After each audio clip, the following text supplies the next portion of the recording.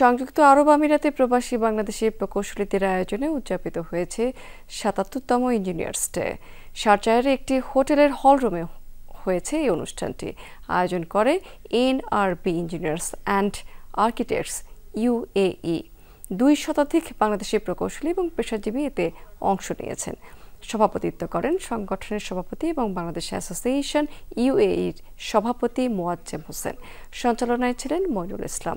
বক্তব্য রাখেন সেখানে সংগঠনের সাধারণ সম্পাদক শহীদুল ইসলাম। উপস্থিত ছিলেন ডক্টর মতিউর রহমান, AKM নিজাম, মাসুদ পারভেজ, তানভীর আহমেদ, আব্দুল মাতিন সহ বহু প্রবাসী বাংলাদেশি।